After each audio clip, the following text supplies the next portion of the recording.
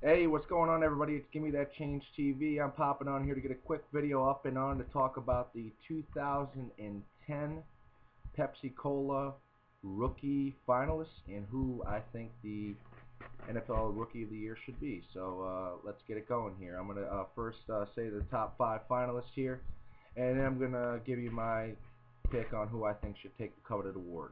So first off, I'm going to start off with Ndamukong Suh.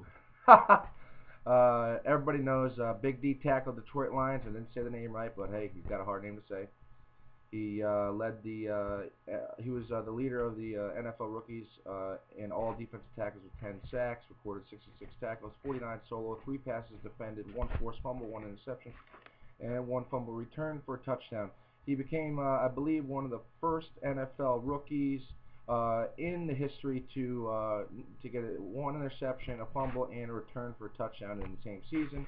On top of that, he got picked to the 2011 NFC Pro Bowl, which he was nominated to go there as a starter, which is a great feat, especially as a D tackle and a D tackle in the NFL. He reminds me a lot of like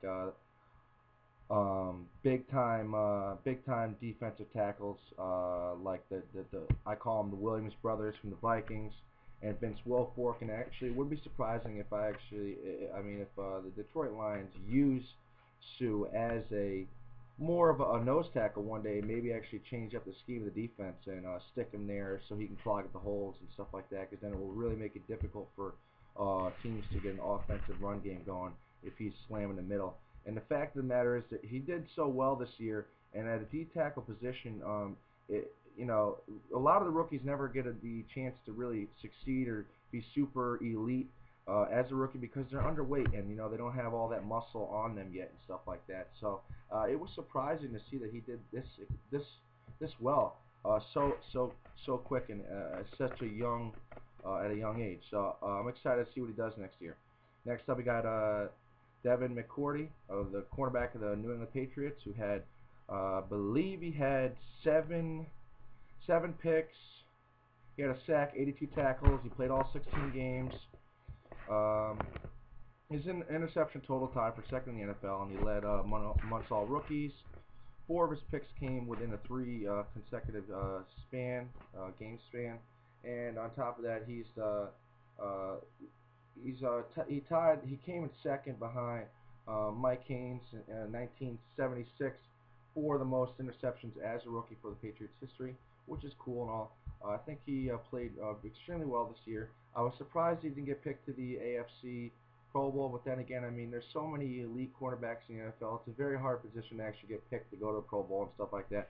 But I'm sure he got a lot of looks this year, and I'm sure he's going to do extremely well next year. And hopefully he'll stay around and not be, because he does remind me a lot of Asante Samuel. He's not, let's say he's not, doesn't leave and tries to get big money or something maybe a year or so from now. I would like to see him stay with the team for about 3-4 years and maybe help build that defense. As like I always say, that the New England Patriots D is very young right now, and they have the potential to really be a booming defense in the future. So excited to see what happens with him next year. Next up, I got Mike Williams, wide receiver, Tampa Bay Bucks. He finished the year with 65 receptions, 964 yards, and 11 touchdowns. He also helped the Bucks get go 10-6 this season, and on top of that, he did a feat that hasn't been touched since 1998 by Big Randy Moss. He got more than 10 touchdowns in a season as a rookie, and the last time that happened was when Randy Moss did it with the Vikings. And the fact of the matter is, I feel like Mike Williams is he's definitely an elite wide receiver, no question about it. He's going to be a great wide receiver in the future. But then again, you got to look at it like this. He played on the Tampa Bay Bucks. There's really no wide receivers there right now. On top of that, you're talking about comparing it to Randy Moss and how he did that amazing feat in that season. Randy Moss is playing with a Hall of Famer wide receiver on that team, and there was a bunch of elite wide receivers there.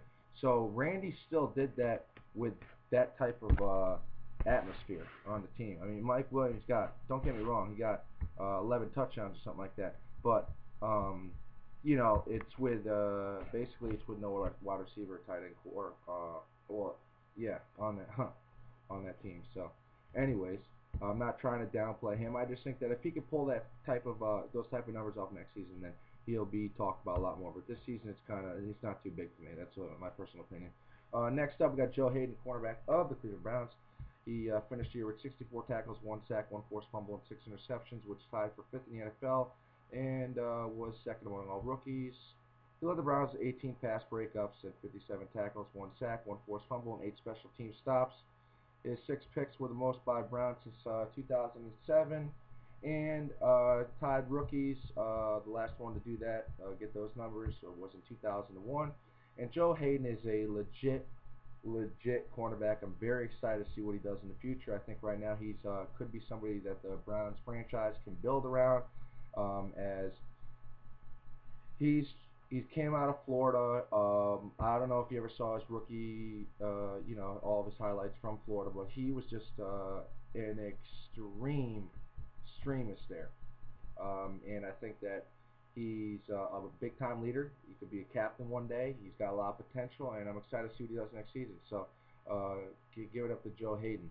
Next up, and the last person I'm going to be talking about is Sam Bradford, quarterback of the St. Louis Rams. He set NFL records with completions, attempts.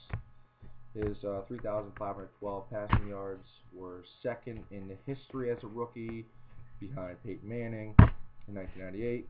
On top of that, he had 18 touchdowns and tied for 5th among most rookies in NFL history. All in all, Sam Bradford is a great quarterback. He's going to be a great quarterback. But not to downplay his season, I think that he had a wonderful first season as a starter. At one point, I think he had 150-something or something like that, consecutive passes without an interception. That's great. A lot of the rookie quarterbacks make that mistake of trying to rush it, throw a pick. And he obviously has got the smarts, so he's got the brain to think about what to do and when he's under big pressure situations. So now I'm going to let you guys know who I think should win it. And the top 2 people I have is, I got Sam Bradford in second, falling short to the Big Sue. I'm taking the Big Sue D-tackle as the winner. Is going to win this coveted award. And you know what? He should. There's no question about it. He definitely should. And I think that Sue just has a lot of potential, and I'm excited to see what they do with him next year.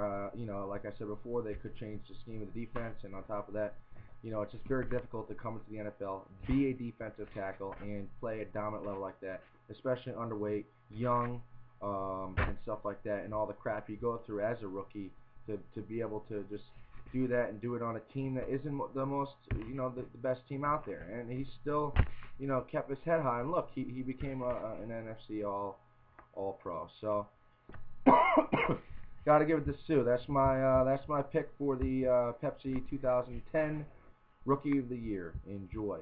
Bye-bye.